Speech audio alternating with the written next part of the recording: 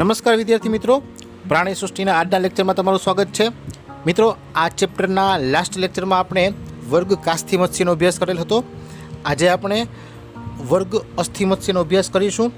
તો શરૂ કરીએ પહેલાં ફરીથી યાદ અપાવી દઉં મિત્રો, વચ્ચે વચ્ચે જે ટેસ્ટ સિરીઝના પ્રશ્નો આવે છે તેને તમારે નોટ ડાઉન પણ કરવાના છે અને તેના ઉત્તરો મને લખીને મોકલવાના રહેશે, જેને કારણે સાથે સાથે તમારી તૈયારી પણ થતી જાય. ક્લિયર? તો શરૂઆત કરીએ વર્ગ અસ્થિ મત્સ્ય. તો મિત્રો ફરીથી આ ચાર્ટ જોઈ લઈએ. આપણે વાત કરેલી હતી કે જે ઉપસમુદાય પૃષ્ઠવંશી છે તેના હનુધારી વિભાગમાં એટલે કે જડબા ધરાવતા સજીવોમાં જે મત્સ્ય નામનો ઉપરી વર્ગ છે એટલે કે જે મીનપક્ષ ધરાવતા સજીવો છે તેમાં બે વર્ગ સમાવિષ્ટ છે, કાસ્થિ મત્સ્ય અને અસ્થિ મત્સ્ય. મિત્રો, કાસ્થિ મત્સ્યની વાત તો આપણે કરી લીધી, આજે અસ્થિ મત્સ્યની વાત કરીશું. પરંતુ ઘણી વખત કાસ્થિ મત્સ્ય અને અસ્થિ મત્સ્ય વચ્ચેનો તફાવત અથવા તો ભેદ સ્પષ્ટ કરો એ પ્રકારનો પ્રશ્ન પણ પૂછાતો હોય છે. તો તેના માટે તમારે બંને ટુકડોને વ્યવસ્થિત તૈયાર કરવી પડે અથવા તો અમુક એવા ચોક્કસ લક્ષણો યાદ રાખવા પડે કે જે કાસ્થિ મત્સ્યમાં અને અસ્થિ મત્સ્યમાં અલગ પડતા હોય, જેને કારણે શું થશે કે ભેદ સ્પષ્ટ કરો પ્રકારનો અથવા તો તફાવત પ્રકારનો જો પ્રશ્ન હોય તો તે તમને આવડી જશે અને સાથે સાથે એ મુદ્દાઓ અલગ રીતે લખવાથી ટૂંકનોંધ પણ તૈયાર થઈ જશે. ક્લિયર? તો શરૂઆત કરીએ વર્ગ અસ્થિ મત્સ્ય. તો મિત્રો, આ વર્ગના જે સજીવો છે તે ખારા પાણીમાં અને મીઠા પાણીમાં બંને સ્થાને રહી શકે છે. એટલે કે નિવાસ સ્થાનની વાત કરીએ તો કાસ્થિ મત્સ્ય કરતાં જુદું થયું, કારણ કે કાસ્થિ મત્સ્ય છે એ આપણે ખ્યાલ છે એ માત્ર દરિયાઈ વસવાટ જીવતા હતા, જ્યારે આ જે છે અસ્થિ મત્સ્ય તે ખારા પાણીમાં અને મીઠા પાણીમાં બંને જગ્યાએ જોવા મળે. વધારામાં નામ સમજી લઈએ અસ્થિ મત્સ્ય, તો જેમનું કંકાલ તંત્ર અસ્થિનું બનેલું છે એવી માછલીઓ એટલે અસ્થિ મત્સ્ય. કારણ કે યાદ કરો, કાસ્થિ અને અસ્થિમાં આપણે સ્પેશિયલ માહિતી વાત કરી હતી.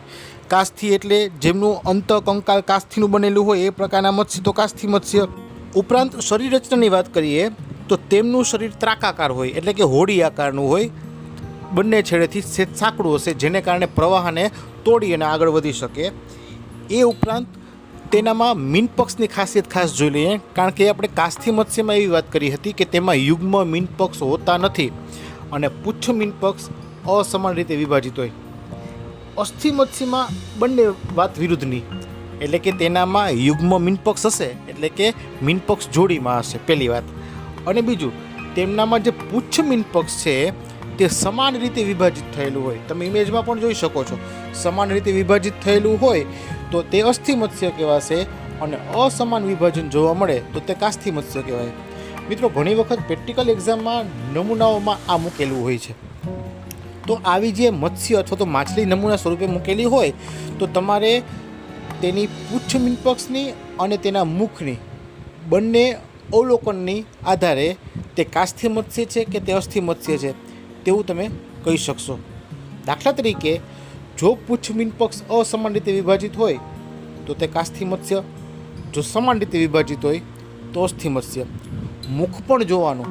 મિત્રો, યાદ કરો, કાસ્થિ મત્સ્યમાં આપણે એવું કહેલું હતું કે મુખ છે તે નીચે તરફ અગ્ર વક્ષ બાજુએ હોય, બરાબર? જ્યારે અસ્થિ મત્સ્યમાં મુખ અગ્ર ભાગે જ હોય, વક્ષ તરફ હોતું નથી, શરીરના સૌથી અગ્ર ભાગે જ જોવા મળશે. એટલે આ પણ ડિફરન્સ થયો.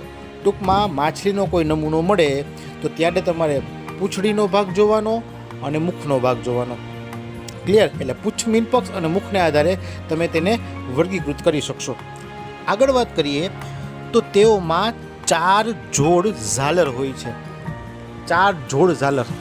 4 જોડ એટલે બંને સાઈડ 4 હશે, પરંતુ આ ઝાલર તમને જોવા મળશે નહીં, કારણ કે ઝાલર ઢાંકણથી તે ઢંકાયેલ હોય છે. જે કાસ્થિ મત્સ્યમાં ઝાલર ઢાંકણનો અભાવ હતો એ આમાં ઝાલર ઢાંકણ જોવા મળશે. ક્લિયર? એટલે આ પણ ડિફરન્સ યાદ રાખવાનો થાય. ઝાલર ઢાંકણ તમે ઇમેજમાં જોઈ શકો છો, બરાબર છે?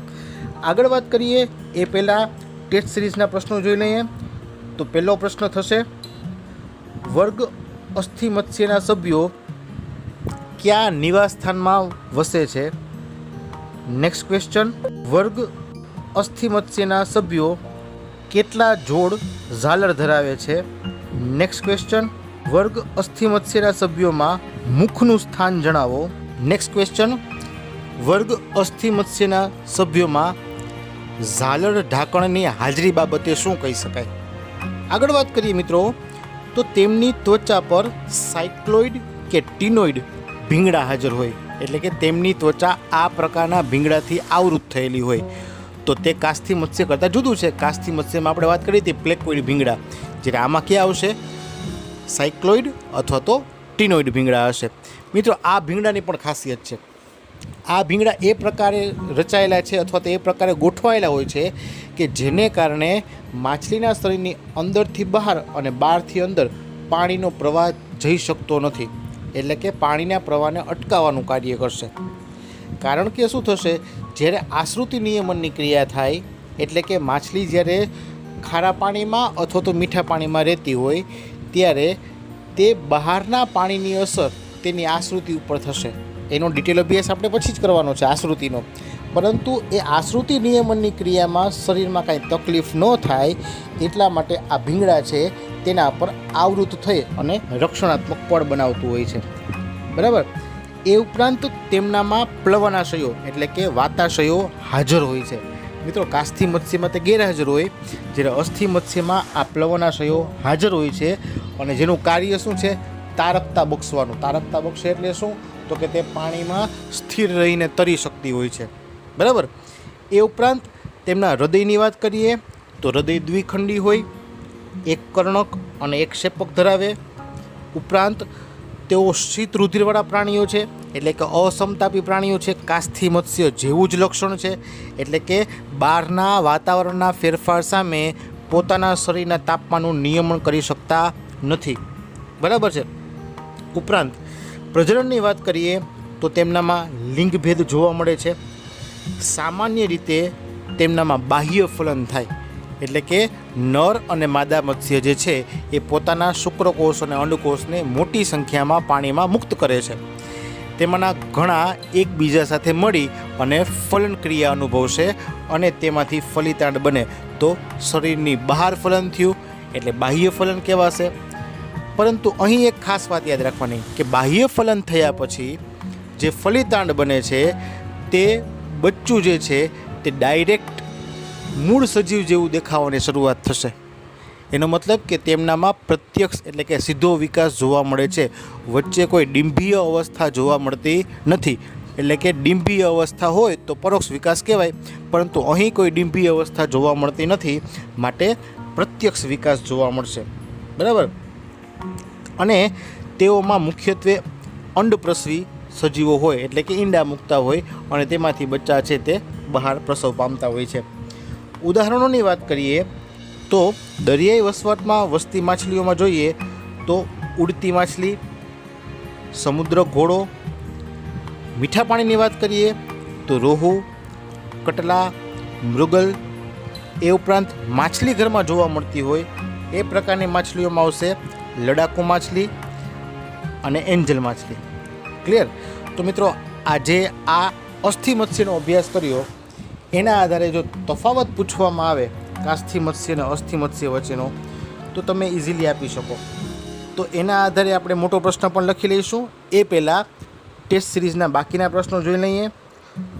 તો નેક્સ્ટ ક્વેશ્ચન થશે, વર્ગ અસ્થિ મત્સ્યના સભ્યો કયા પ્રકારના ભીંગડા ધરાવે છે? નેક્સ્ટ ક્વેશ્ચન, અસ્થિ મત્સ્ય વર્ગના સભ્યોમાં કયો ઘટક તેને તારકતા બક્ષે છે? Next question,